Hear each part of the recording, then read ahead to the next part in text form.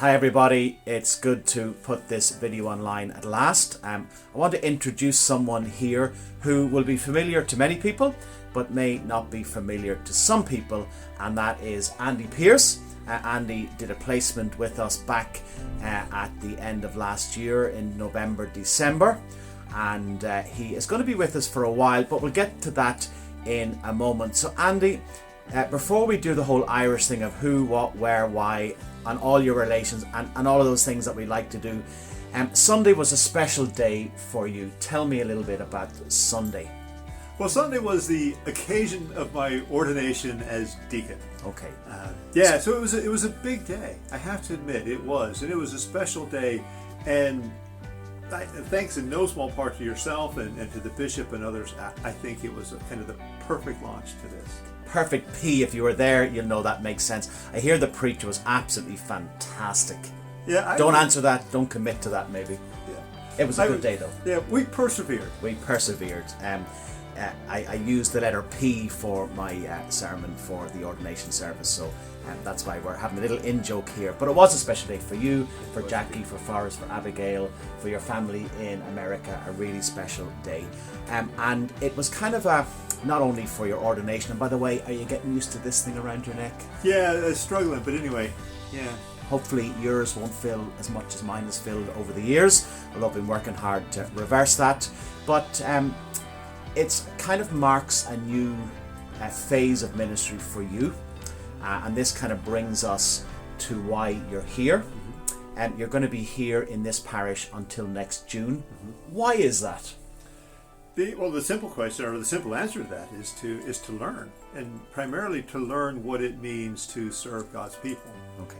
Yeah. So, unlike my time when I went through the training college, you did your 3 years, and then everyone of that generation knows you got thrown into a parish in the middle of June, pretty green, and you kind of just had to kind of swim. You had no choice. But training changed a number of years ago, where you do 2 years full time in the college, and then year 3 of which you're in, you were ordained, and you are placed in a parish, as you've said, to get experience, to get a little nibble of lots of different parts of ministry. But you also will be doing what as part of that as well? Yeah, they still have to go back to the Church Bible and Theological Institute for 1 week a month to work on a dissertation. Okay. Well, actually, most of that work is away from there. Yeah. But there are then the practical things. There's more classes and things like that during that week. Like last time, it was church governance. Yes. Oh, sorry.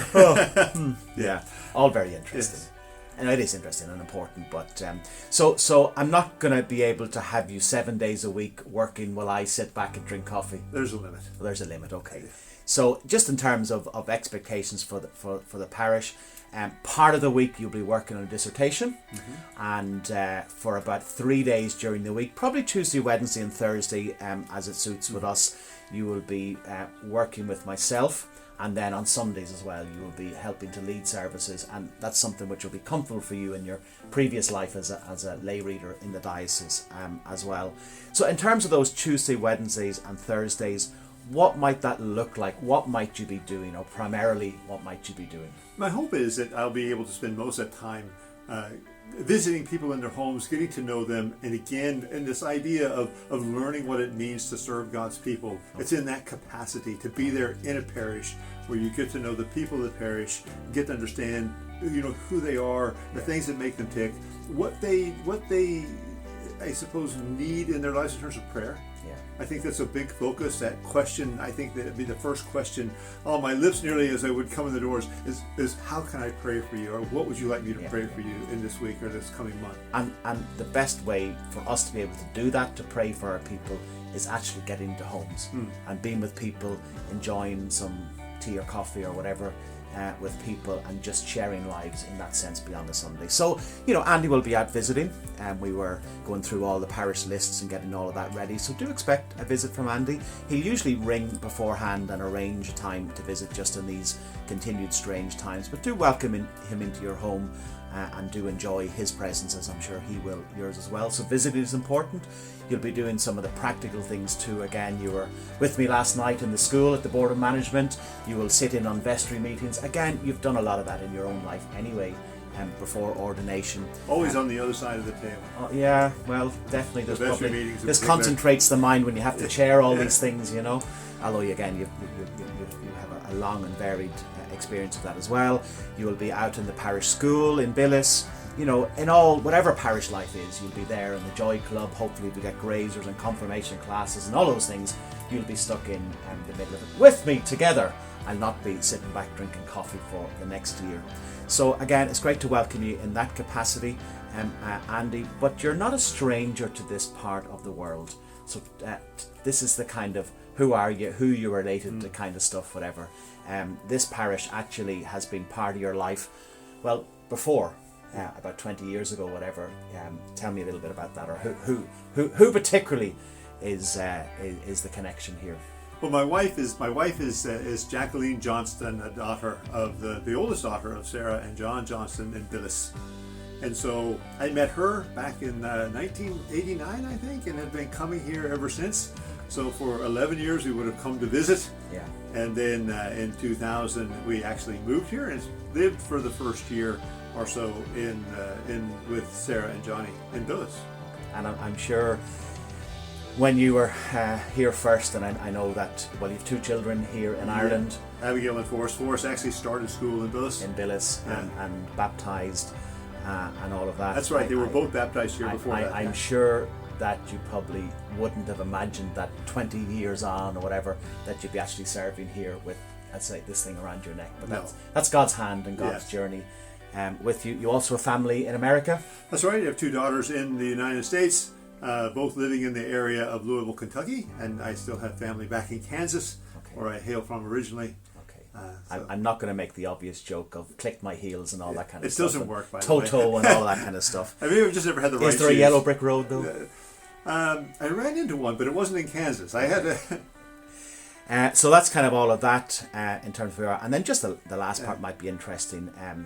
You obviously have had a life pre-ordination as well. Mm-hmm. So for many years you served in the American Air Force and served in America and Germany and England and different places. And then for the last while, what have you done with life?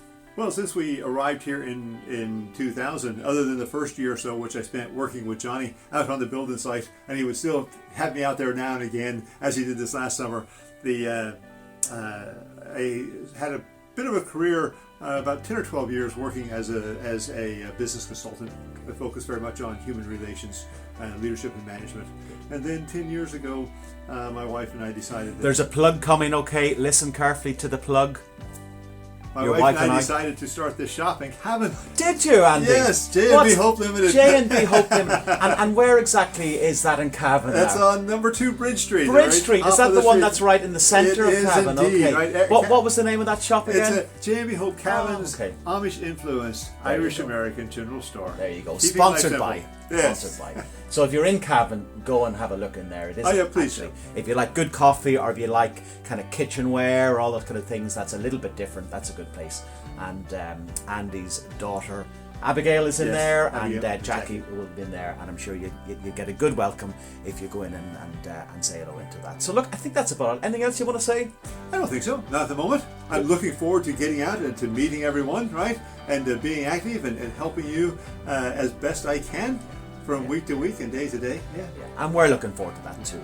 It's great to have a colleague for a while to work alongside. So we're looking forward to that too. So Andy, God bless you this year. It's been great to get to know a little bit more about you and to share that on our social media channels. So as always, as you see Andy out and about, do say hi. And even in the wider community, I know there's folk that you know here in around Virginia, and you're looking forward to getting to see them and connect with them as well. So as always, take care, God bless, and we'll see you in our other social media stuff that appears regularly on our pages. Take care. Bye now.